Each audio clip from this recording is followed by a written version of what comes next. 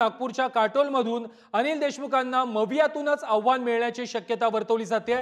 काँग्रेस नेते श्रीकांत जिचकार यांचे पुत्र याज्ञवल्लय यांनी आता अनिल देशमुख यांच्या विरोधात छड्डू ठोकलेला आहे।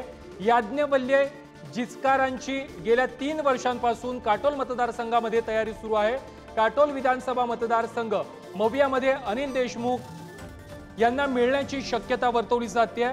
मी काटोलमधून लढणार अशा प्रकारचं वक्तव्य याआधीच अनिल देशमुख यांनी केलेलं होतं आणि त्यांना आता मवियामधूनच आव्हान मिळण्याची शक्यता वर्तवली जाते। राष्ट्रवादी काँग्रेसचे ज्येष्ठ नेते आणि माजी गृहमंत्री अनिल देशमुख यांचा हा मतदारसंघ आहे।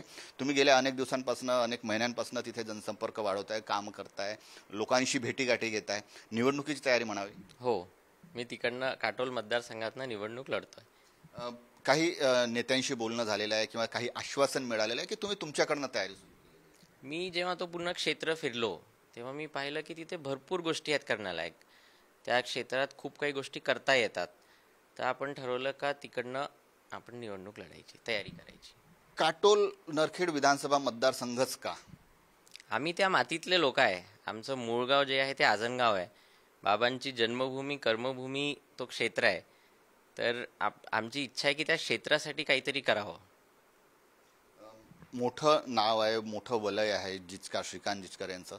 त्याचाही म्हणजे कसा प्रतिसाद मिळतोय आणि तुम्ही जेव्हा फिरताय, लोकांशी संपर्क करताय, लोकांचा कसा प्रतिसाद? प्रेम खूप मिळत आहे। खूप आपुलकीने लोक भेटतात, बोलतात, चर्चा करतात। बाबांचे जे सगळे चाहणारा वर्ग होता तो पण सगळा जुळतो आहे। खूप प्रेम खूप मिळतं। तिन्ही पक्षाची महाविकास आघाडी आहे। अजूनही जागा वाटपाचा निर्णय झालेला नाही आहे। जागा वाटपाचा निर्णय न झाला, अजूनही झालेला नाही, अशा परिस्थितीत तुम्ही दावेदारी करताय?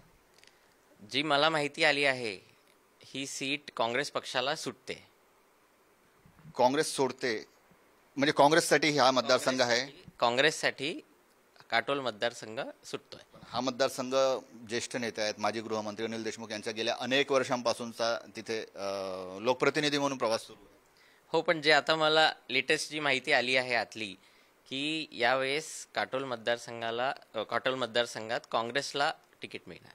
कॅमेरामन मंगेश हस्तकसह जितेंद्र शिंगाडे, पुढारी न्यूज, नागपूर।